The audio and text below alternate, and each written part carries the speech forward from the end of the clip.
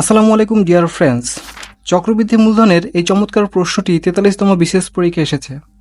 আজকে আমরা এই প্রশ্নটি সমাধান করার মাধ্যমে চক্রবৃদ্ধি মূলধনের বেসিক কনসেপ্টগুলো ক্লিয়ার করার চেষ্টা করব। তো ভিডিওটি শেষ পর্যন্ত দেখুন। প্রশ্নে বলা আছে 20% যৌগিক মুনাফায় 10,000 টাকা 2 বছরের জন্য বিনিয়োগ করা হলো। যদি যৌগিক মুনাফা অর্ধ বছর হিসেবে ধরা হয় তবে চক্রবৃদ্ধি মূলধন কত? তাহলে এখানে মূলধন 10,000 টাকা, মূলধনকে পি দ্বারা প্রকাশ করা হয়, তাহলে আমরা এখানে লিখতে পারি মূলধন হচ্ছে এখানে 10,000 টাকা।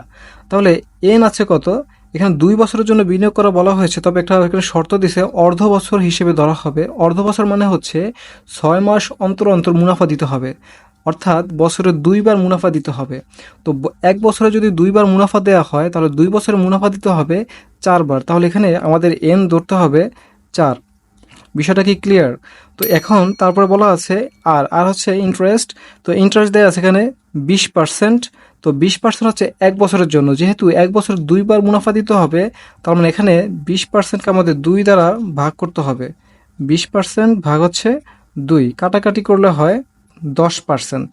ঠিক আছে।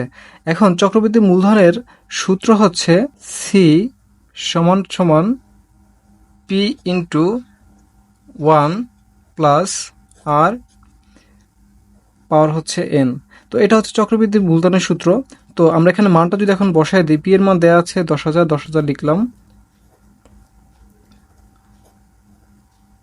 আর এর মান দেওয়া আছে 10%। তো আমরা এখানে 10% চাইলে ভাঙাইতে পারি, 10/100 লিখতে পারি। এখানে কাটাকাটি করলে হয় 1/10। তো এখানে আমরা লিখতে পারি 1/10 লিখতে পারি। পাওয়ার আছে এন এর মান দেওয়া আছে 4 বছর, এই জন্য আমরা এখানে 4 লিখলাম। ঠিক আছে। আচ্ছা, তো এখানে 10,000-এর জায়গায় 10,000 বসায় দিলাম, গুণ এই যে ব্র্যাকেটের মধ্যে আমাদের কাজটা হচ্ছে ভগ্নাংশের যোগ করতে হবে। তো লসাগু হচ্ছে 10, তাহলে এখানে 10 আর কি হবে, উপরে হবে 11, ভগ্নাংশের যোগ করলে উপরে 11 হবে। পাওয়ার আছে 4, 4 এখানে বসায় দিলাম। এখন এখানে একটা প্রশ্ন হচ্ছে ভগ্নাংশের উপরে পাওয়ার আছে 4, এইটাকে আমাদের 4 বার গুণ করতে হবে। তাহলে আমরা এখানে লিখতে পারি 11/10, 11/10, 11/10, 11/10, অর্থাৎ আমাদের এই ভগ্নাংশের পাওয়ার যেহেতু 4 আছে, এই জন্য আমরা এটাকে 4 বার গুণ করে দিছি।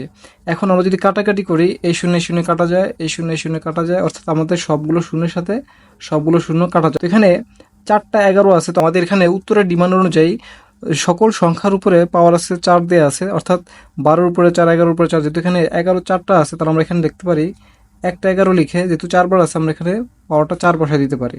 অর্থাৎ এটাই হচ্ছে আমাদের উত্তর, অ্যান্সার বি। আশা করছি আমাদের ভিডিওটি আপনাদের কাছে ভালো লাগছে। আমরা খুব সহজে উপস্থাপন করার চেষ্টা করছি।